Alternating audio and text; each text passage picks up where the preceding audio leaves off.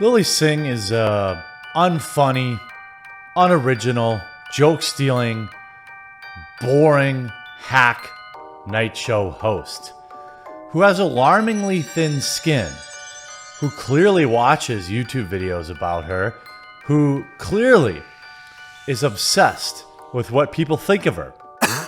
Jokes and criticism are two of the most important tools in a commentary YouTuber's back pocket. When discussing a subject in detail, it's almost vital to use one or both of these techniques to analyze a person, place, or thing. The reality for many YouTubers tends to be that they're great at giving criticism or great at cracking jokes about their topic. However, not every YouTuber is able to accept it. He's yelling at me that I need to clarify Jake Paul's defense. I'm not Jake Paul's argument for him. I'm saying if you were claiming that, do you want me to restate the question for you? Yeah, restate it. No, I've heard enough of you saying shit, okay? Surprisingly enough, the ability to take a joke isn't actually a prerequisite of being a YouTuber, and if you can't take jokes or you can't take criticism, this ties into whether you're even able to accept accountability for your actions. Earlier, Nick asked you, he said, what percentage of this fight not happening was your fault?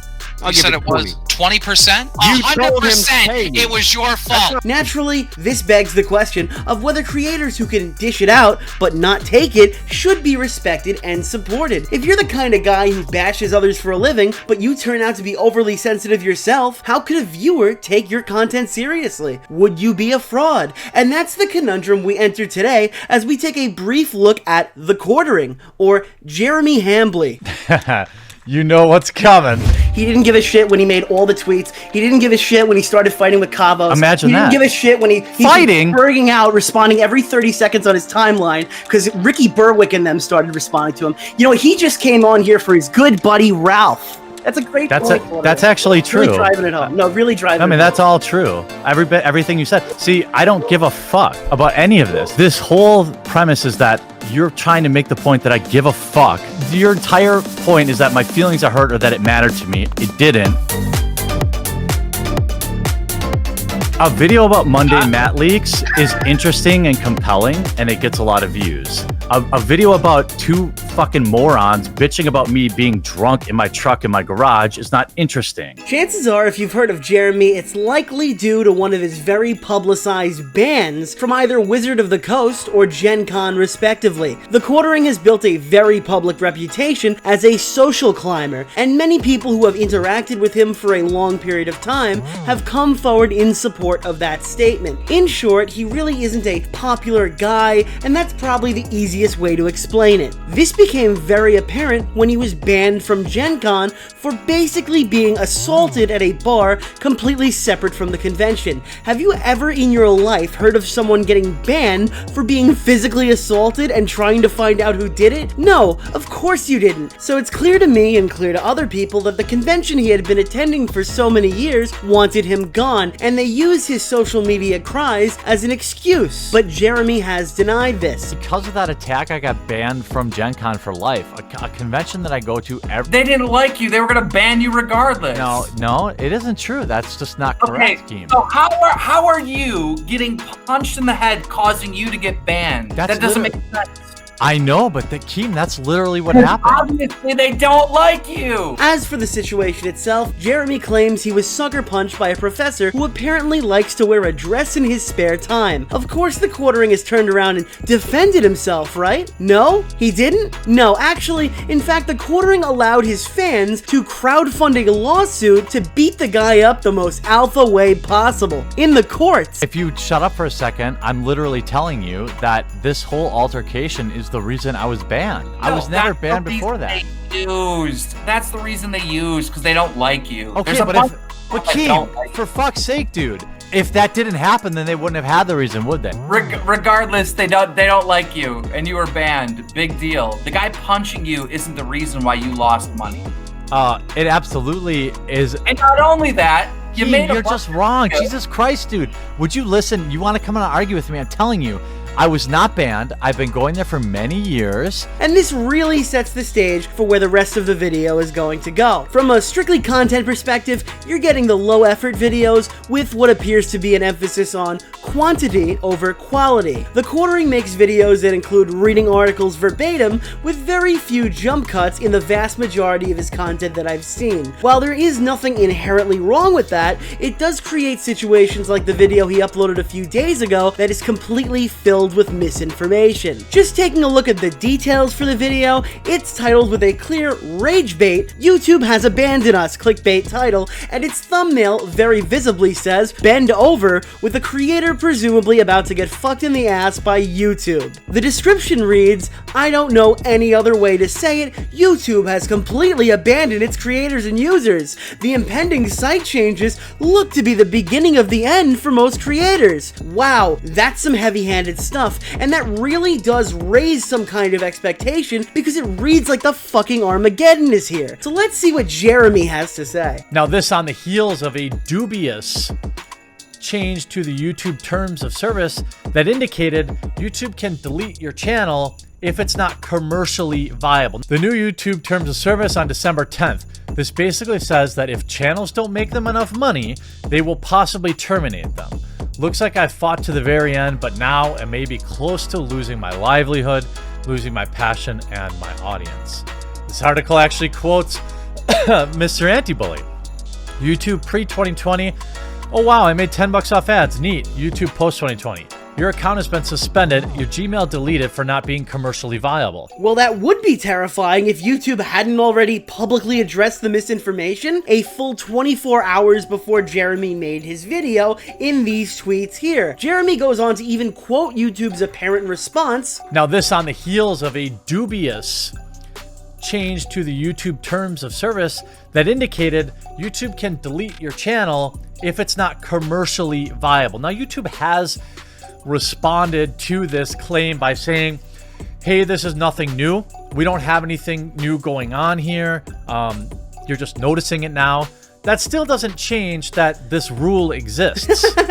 No, Jeremy, that's completely not how YouTube responded to this. And I guess that's not the worst thing ever. Listen, people get stories wrong. Maybe this video is an anomaly. However, it's been 6 days and there has been no update in the title nor the description that reflects the correction from YouTube or the misinformation in Jeremy's video. In fact, the pinned comment is just asking his drone fans to spam this 180,000 view video filled with misinformation across social media because apparently YouTube has forgotten who built the site. It sounds like a political argument. When Jeremy isn't rage baiting, the real bread and butter of his content would be his get woke, go broke style of bashing SJWs and the media that sets out to appeal to them. The Quartering notably claims to have made over 40 videos on Brie Larson during and after the Captain Marvel controversy, and this has proven to be a very lucrative venture for his channel. Again, nothing wrong with that. His brand relies heavily on joking and criticizing YouTubers, movie stars, and public figures alike, which is why it's a really eye-opening experience that he himself cannot take criticism. In fact, I would go as far to call Jeremy the anti-SJW SJW. Oh, I've been carrying this boulder for almost a week now, and I'm starting to get tired. I know. On November 12th, myself and Tommy C fired up a no-topic caller's show with no main story, and it was titled Bo Blacks Gave Trisha Paytas the Herp. Yeah, that's where this tale begins. During the show, we randomly decided to transition into watching and laughing at a recent video the Quartering had uploaded. The video we reacted to was a generic YouTuber overreaction that took the rage baiting we had just previously discussed in this video and really dialed it up to the nth degree. We were just having a good, innocent laugh about Jeremy's acting skills that were on display because it was clear to us he was either drunk in the video or really laying it on thick to the point where it was satirical. I'm in agreement. I agree with 90% of things Jeremy has to say. But this is just, it's fucking funny. This platform is crumbling from the inside out, and they have abandoned creators. I feel so powerless. More and more creators are reaching out to me who are being taken advantage of by people promising to be sponsors, and then they get their channel stolen. their livelihood stolen, and I can't do a I can't do a goddamn thing about it! And it was very clear in the clip that we aren't taking digs at the people whose channels were stolen, or even Jeremy for doing a nice thing for them. Well, I will say this. I'm glad Jeremy's sticking up for the guy. I mean, fucking, that's worse shit if that's true. I just wish he was sober. And if that doesn't sound stupid and innocent enough, a fan argued that we were making fun of these channels, and then Tommy did a 3-tweet chain before all of this happened, explaining why this wasn't the case, and how once again it was a harmless joke about Jeremy playing it up for the camera and not a jab at the channels that were hacked. Okay, so let me state it again. It's a goof.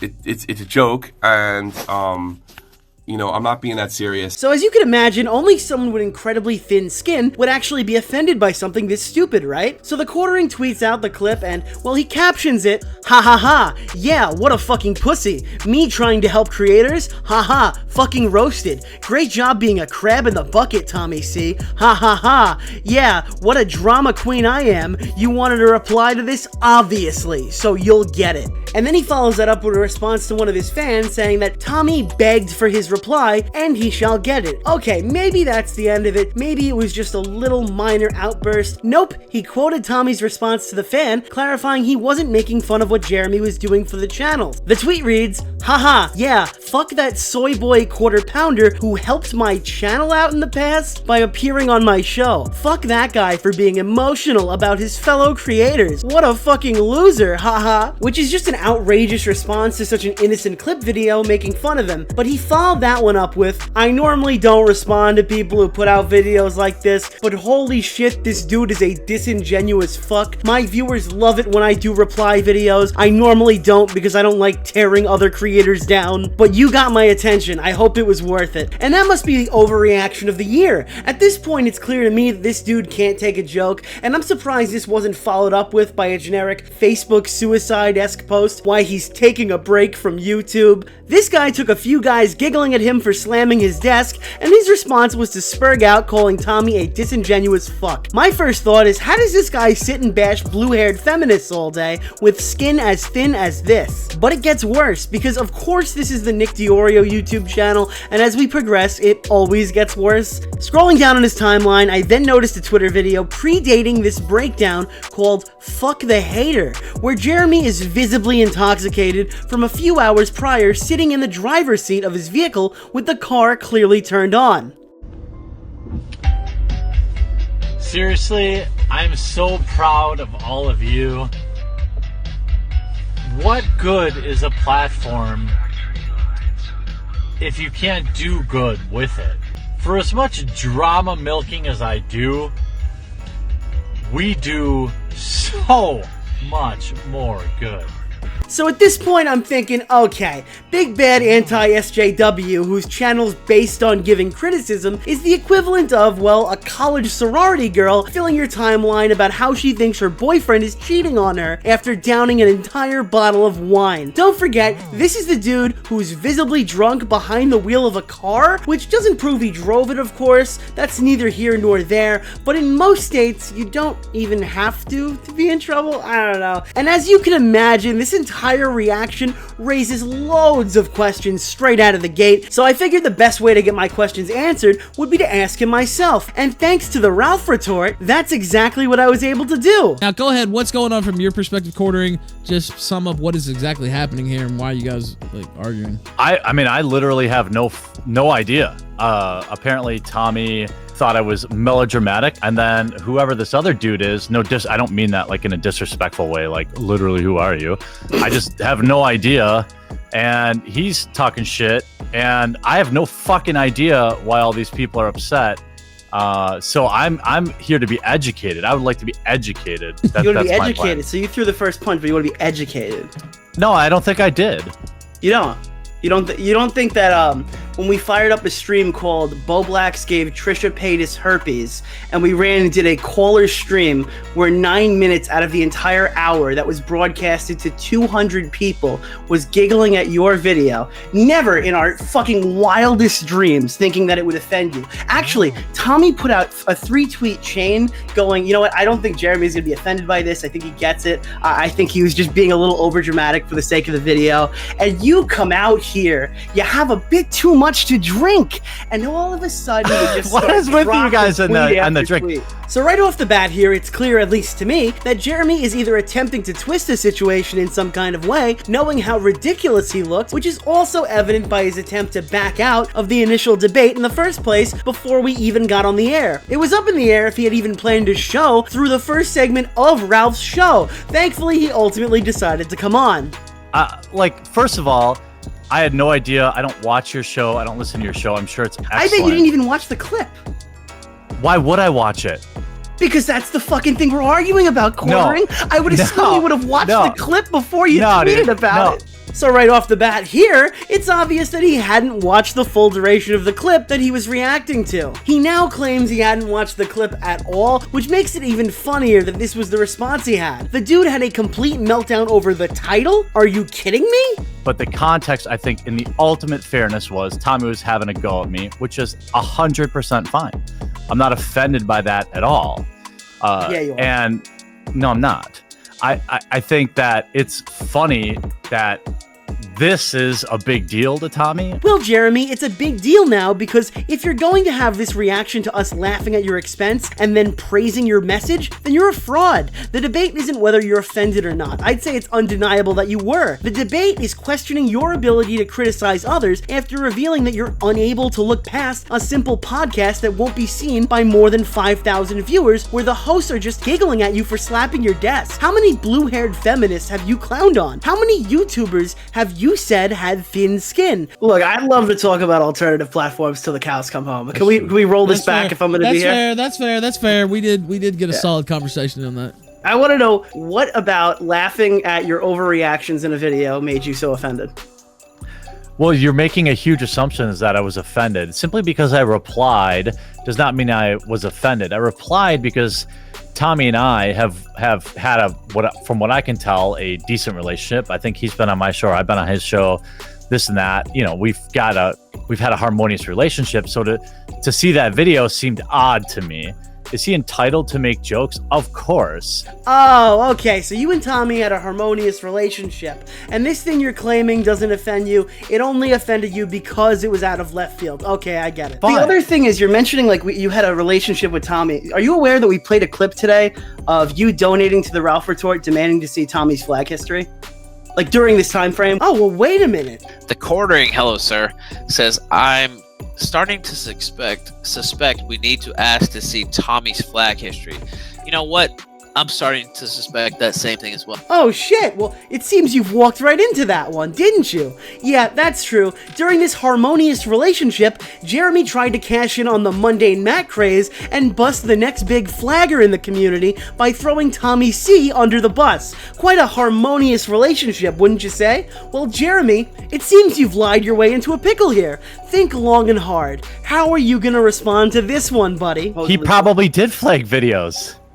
Oh, well, I'm sure he'd be willing to show it to you. Okay, well, if you guys are so cool, money well spent. No, if you guys are so cool, then why would you demand to see Tommy's flag history? That doesn't seem like. Do you understand? I mean, it could be you sarcasm. Demanded to see his flag. No, Ralph was saying that you needed to see the flag history. This was when we were talking about a Tonka debate. It was very clear what you were doing there. Okay, so why not show it? I'll show mine. I showed mine live on stream. Well, if you waited till Thursday or another time when you were supposed to be here, I'm sure Tommy would have flipped it around right on screen. But I don't care about Tommy's flag history. I don't care about any of this. Well, that's the point. Oh, I said a thing, so I must have been seriously invested in it. It is the internet. Instead of taking me in a circle, let's go back to the point at hand. Okay, change the topic. Good. Yeah. I'm not changing the topic. The topic of conversation here was you saying that Tommy was talking about your video. And you had some sort of relationship, so you didn't know why that happened. I'm telling you, you didn't have that relationship because you were asking for his flag history to Ralph to fuck him previously. So I'm saying that's bullshit. Would you like me to spell it out? God, that's great to hear. He tried to change the subject so quickly that he accused me of changing it when I brought him back on topic. Well, that really plays into the social climber label that the community assigned to you, Jeremy, don't you think? You really would sell out to anybody for a paycheck, but it's certainly funny to watch you try to play the, well, we were cool card, because it's the same guy who profited off of Mundane Matt, someone who famously also wasn't able to accept criticism, and the Quartering played the, this is coming from a friend role. Well, unsurprisingly, that wasn't the case at all. No, they weren't. And I wonder how close you were to Boogie when you made this video. But guys, we can't forget the facts.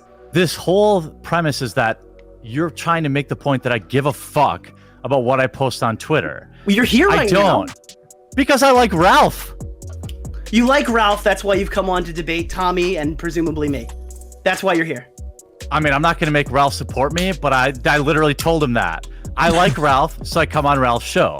I don't give a fuck about you guys, or Ralph Tommy. Does not give a shit about this debate at all whatsoever. He didn't give a shit when he made all the tweets. He didn't give a shit when he started fighting with Kavos. Imagine that. He didn't give a shit when he's fighting, berging out, responding every 30 seconds on his timeline because Ricky Berwick and them started responding to him. You know, he just came on here for his good buddy Ralph. That's a great point. That's actually true. Really driving it home. No, really driving it home. I mean, that's all true. Everything you said. See, I don't give a fuck. Let me be on the record. I don't care. I didn't do a stream. You don't care at all, but you were making a video. I didn't. Now, what was brought up about the car and the tweet and all that stuff? Well, let me say this. I wasn't the one that was putting out videos about them. I'm not the one that did a live stream about them. So in the grand scheme of who cares and who doesn't, I sent a few tweets from the shitter. You guys are streaming about it and obsessing over it. I'd say that if one of us cared, it's not me. Like, I literally don't understand what the fuck your guys' issue is.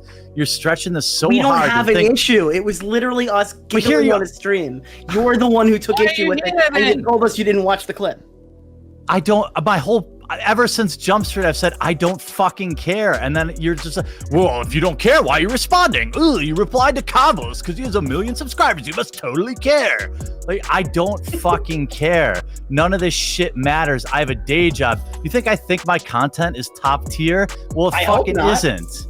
No, nobody said that. Yet you both. I didn't say you. Did I just say I think your content's? Wait, did I just say I think you think your content's top tier? Please rewind the stream to the point where I said. You think I give a fuck about any of this internet bullshit, and that's your crux of your entire argument. Because you do this every time. Care. At this point, the Quartering has continued to emphasize how much he really doesn't care, and we're all just working this up for some reason. It's our fault his timeline is full. It's our fault that some of his own fans have begun to tell him this is ridiculous. It's our fault that he escalated an innocent situation that most creators likely wouldn't have thought twice about ignoring, to the point where we've been able to laugh at him for multiple days in a row. He doesn't care. He doesn't care so much, in fact, that he bashes the drama people are talking about for being uninteresting. A video about Mundane Matt leaks is interesting and compelling, and it gets a lot of views. A video about two fucking morons bitching about me being drunk in my truck in my garage is not interesting. Seriously, a weird thing to care about if you're not at all offended, Mr. Anti-SJW. But if that wasn't sketchy enough, here he is caught blatantly lying, saying he wasn't going to make a video, and then saying after he was caught, it's all a big troll. What do you mean? Oh, you think because I put it on Twitter I was going to make a video? Yeah, get the fuck out of here.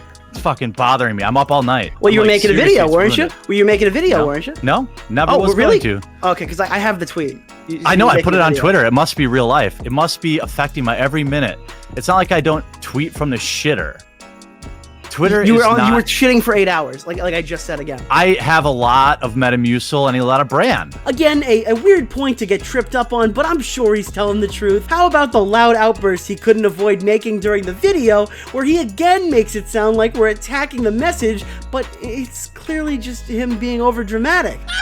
More and more creators are reaching out to me who are being taken advantage of by people promising to be sponsors, and then they get their channel stolen. Their livelihood. Yeah, I'm such a faggot for caring. We're not laughing. We're fucking message moron. I can't do a goddamn thing about. And if that's not telling enough, it takes Kavos under a minute to break his argument down and get him to fold. Kavos and Jeremy have been going back and forth on Twitter for a little while at this point, and it's fascinating how a 1 million subscriber YouTuber restating my argument that I've been making creates a different outcome.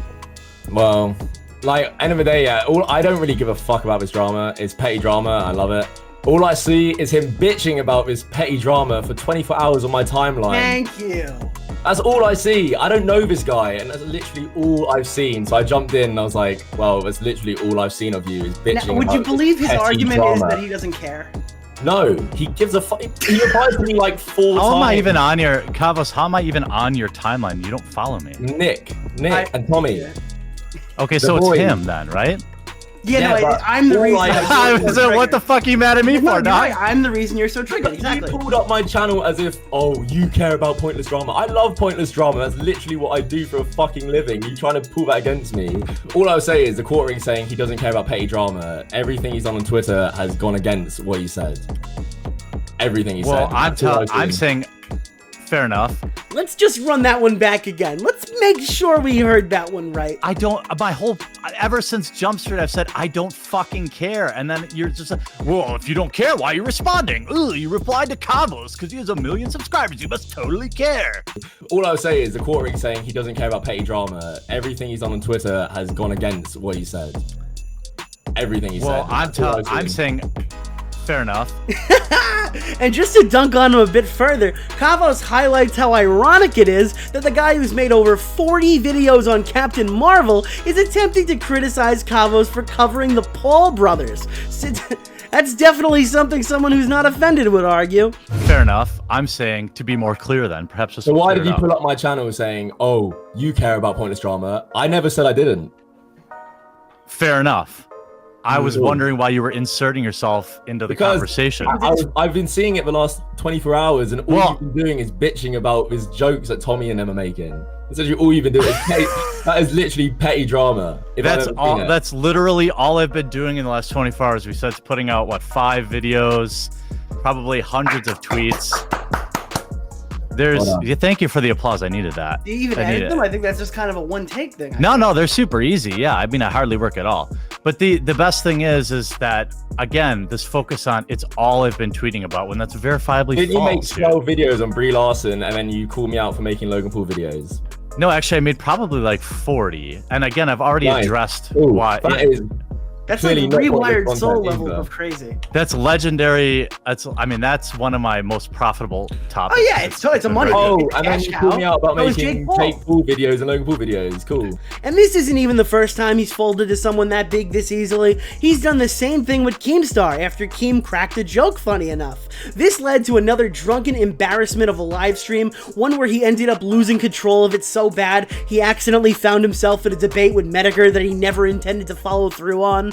That's how you said it. And then when I fucking talk to you, right, face to face on Ralph's stream or whatever, you're all buddy buddy. Right now, you're acting buddy buddy with me. What do you want me to do? Do you want me to say that I don't? You literally just said on Twitter that I have a low IQ and I'm a cock. Right, I agree with that. I stand by that take because you're talking shit about me on Twitter, right? Like saying I got beat up by a tranny or whatever, which is probably kind of true, but technically not really a tranny, I don't think. You're so beta. So you send out these little digs, right, to get everybody's attention, and then when it comes down to it, we're supposed to be fighting right now. All right, it's just like I didn't do that, and and you're all right, and like, what do you got to say? Well, that's because Keem, you're misrepresenting my whole take, right? I said that Keem pushes G Fuel. Let's bring up the video and play it. Let's hear. Okay. Yeah. Let's do that. How you doing there, buddy? I'm doing great. Oh, how you doing there? How you doing there, Soulboy? How's it going? Oh, I'm doing great. How come we're not on your channel? Oh, because you're the one that invited me over here, remember? I've got a screen cap. I've got a clip up on my Twitter timeline where he said, if Jim wants to come on, he's invited to come on. So here I am. Quite similar to the situation, he woke up the next day sober and tried to sweep it under the rug. It's basically the quartering cycle to get drunk, then say some stupid shit, then the next logical step is to confront someone who offended him or he's picked a fight with and make an absolute dickhead of himself. Then he finishes up by sobering up. That's the complete overview of this guy's career, and I'm sure we're gonna see another fresh example in a few months. I guess I feel really comfortable condemning Jeremy because our channels really aren't that different. I covered petty drama, Kavos covers petty drama, Tommy covers petty drama, and well, so does Jeremy, just different drama. Jeremy makes the same tabloid filler videos as a lot of the guys in his genre do, and I've said this before, there's nothing wrong with that. My point is that what you're creating over there is just as useless in the grand scheme of life as the content I produce. The only difference is I can accept the criticism I dish out. So keep making your interesting videos on Mundane Matt, you know, like a year and a half later, because the worse you get, the closer you get to growing into him. To the audience, watch the clips, like the one in the intro, back again. Lilly Singh is unfunny, unoriginal, joke-stealing, boring hack night show host who has alarmingly thin skin, who clearly watches YouTube videos about her, who clearly is obsessed with what people think of her. Yeah, you know what? You're probably right, Jeremy. She probably is thin-skinned. She probably can't take criticism. She probably does care what people think of her, but you can't take a joke yourself. So this is basically word salad. I personally don't respect a word you say because you can't take criticism, and you've been dishing it out across your entire career of piggybacking off of Gamergate. Let me give you a free YouTube tip since you're on the up. Oh, please do. I I've think that's damaged really good. channels much larger than yours.